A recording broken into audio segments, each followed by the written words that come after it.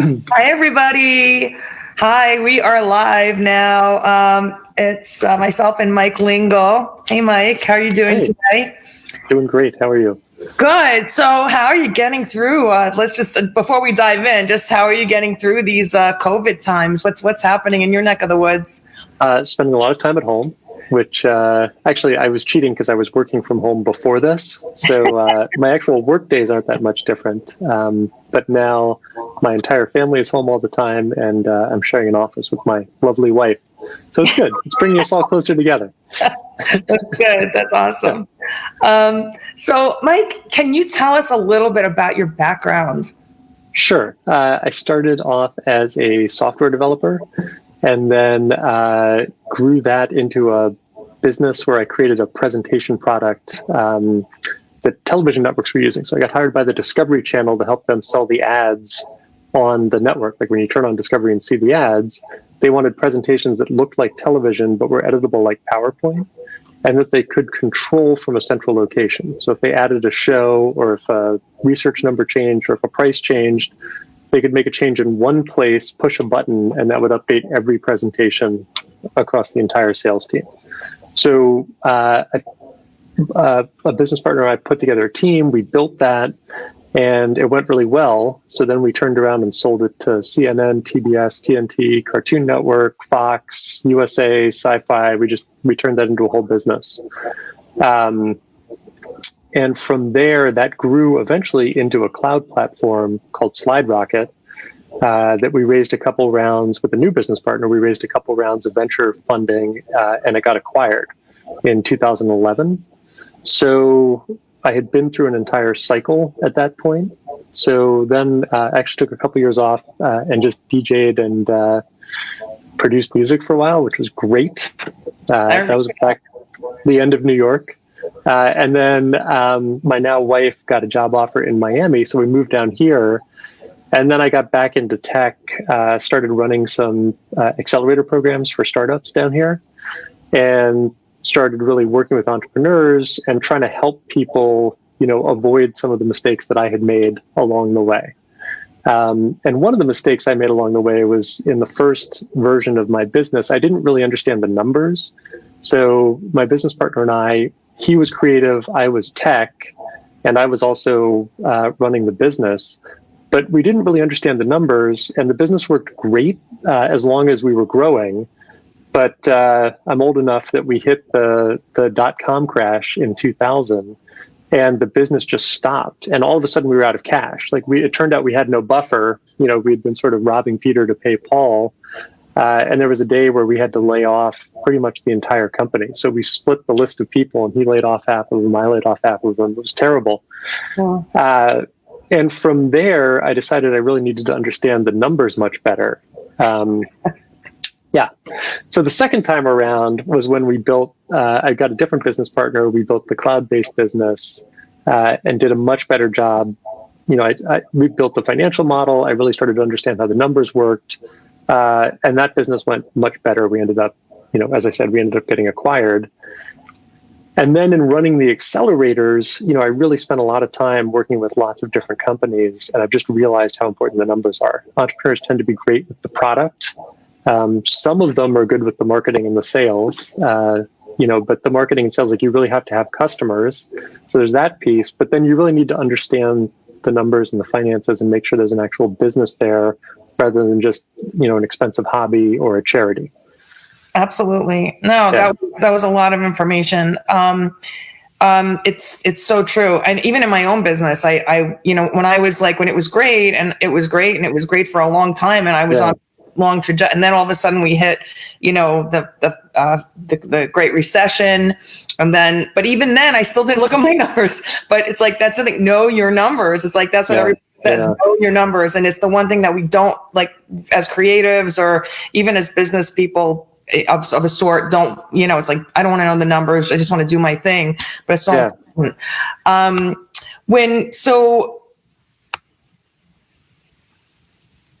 And the numbers are hard for people, especially creative people. They tend to be good at the creative side of things, but the numbers make them uncomfortable. But in a real functioning business, someone has to be comfortable with the numbers.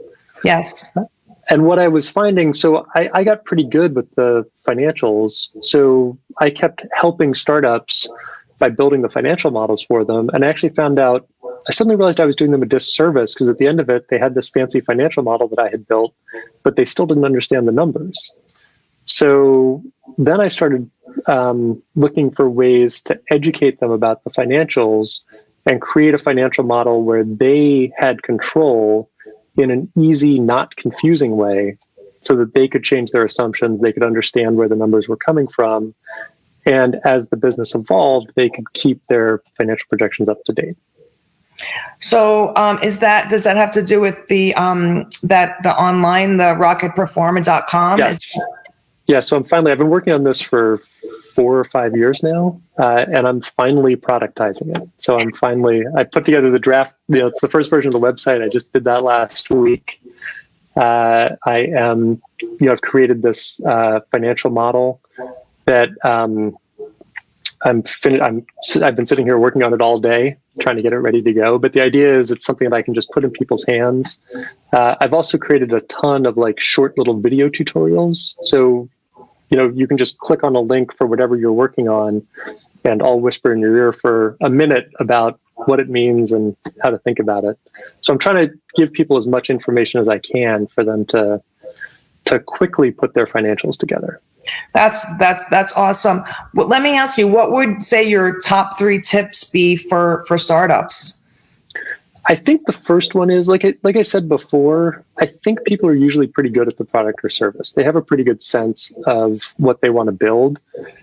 I think understanding the customer is really important. Are there customers? Do you know who they are? And have you confirmed that they're willing to pay you? That I see people fall down on that all the time. And kind of the kiss of death, I hear a lot of people come up and say, we spent $500,000 building the product. Now we need to raise some money to get customers. And then if I start asking, it turns out they've spent $500,000 building a product for no one, So really from the beginning, I encourage people to understand the customer, understand who they're trying to work with, and really sit down with those people and make sure that as they're building the product, it's resonating, and that those people are actually willing to pay when the time comes. That's my first tip. That's great. That's amazing tip right there. Yeah. Yeah. And I see a lot of startups don't do that. So they just keep putting money down the building the product hole. So the second one is really understanding the numbers, right? So once you've got a product in the market, do you have a functioning business? So you and I were talking before this call, I got an email from a gym near me that's trying to pivot in the middle of this. So obviously you can't go to the gym, but what they were offering was 1 at a time visits to the gym. So you're the only person in the gym, right?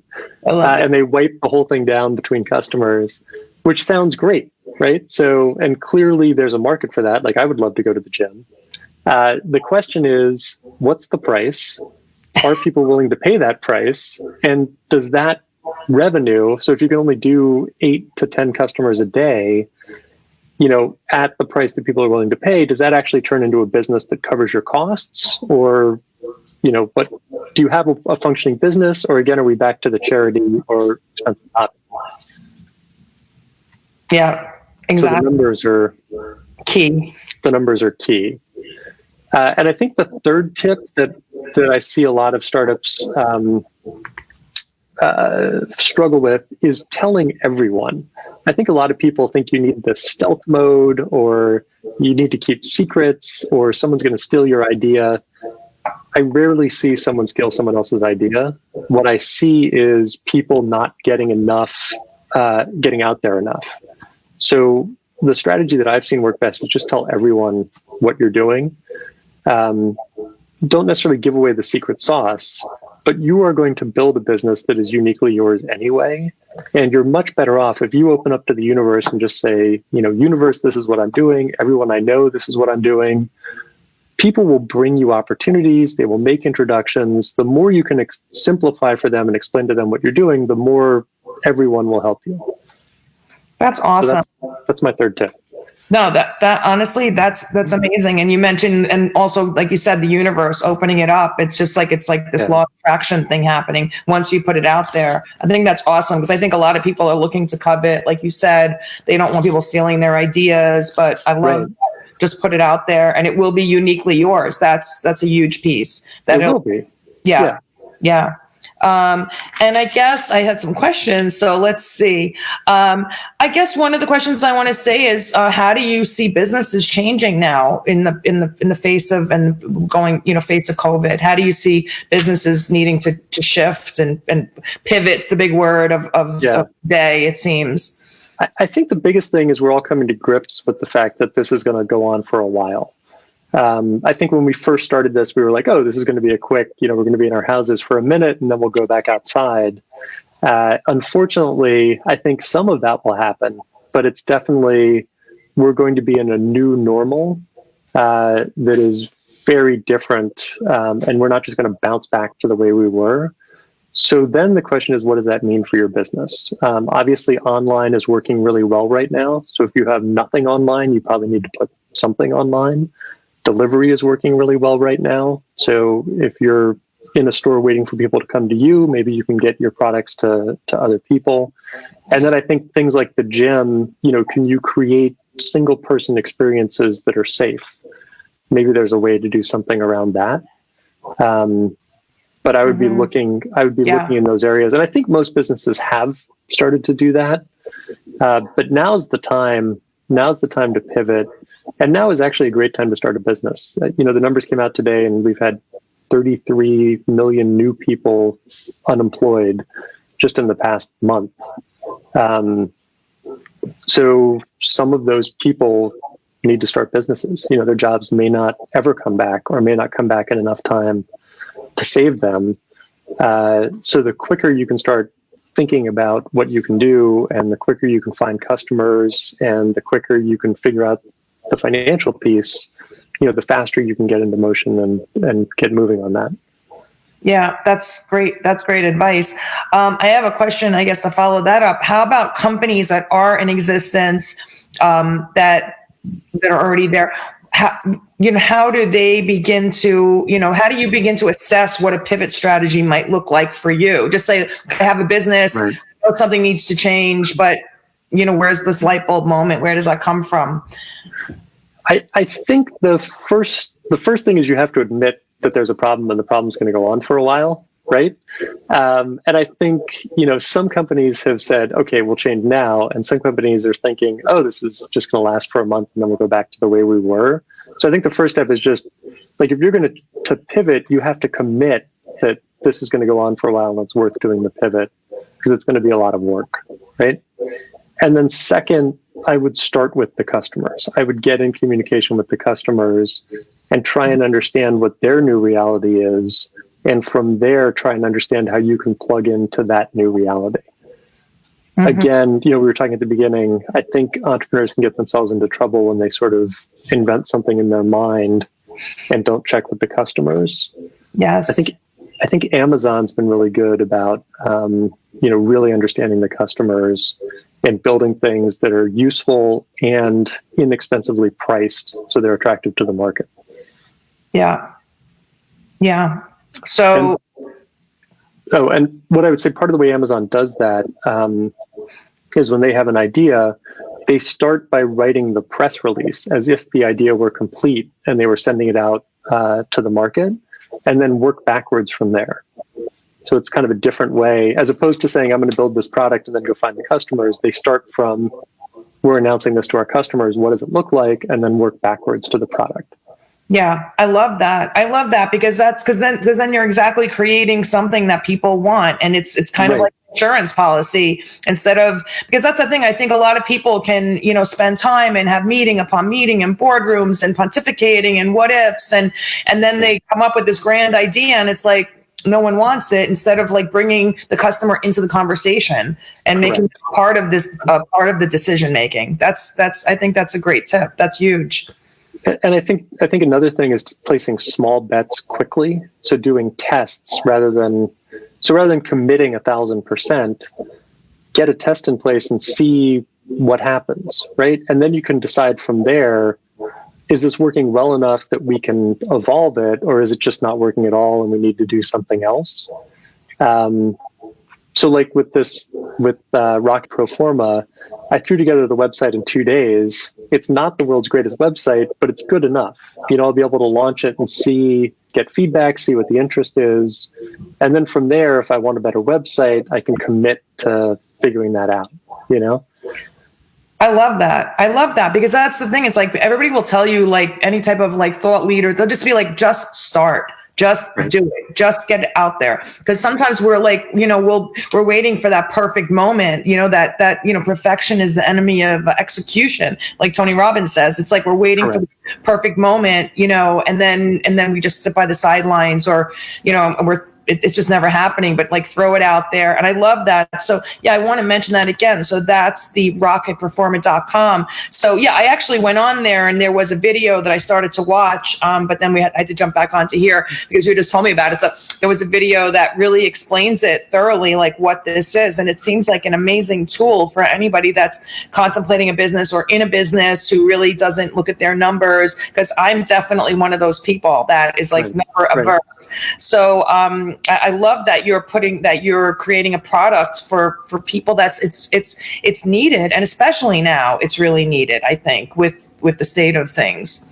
Yeah, I totally think so. And I'm trying to design it in a way where you can sit down and in an afternoon, in just a couple hours, have a working version of a financial model. So you don't have to go down the rabbit hole for days or weeks trying to figure stuff out.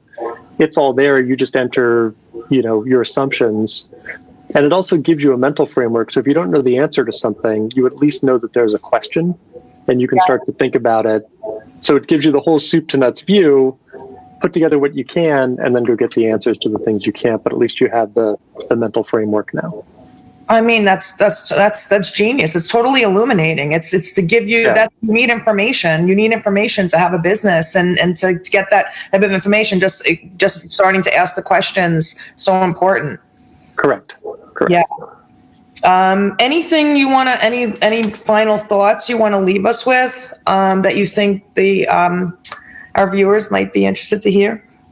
I think, I would just say in my experience, when I tried running the business without understanding the numbers, it didn't go well. And the second time around, when I figured out the numbers, it went much better.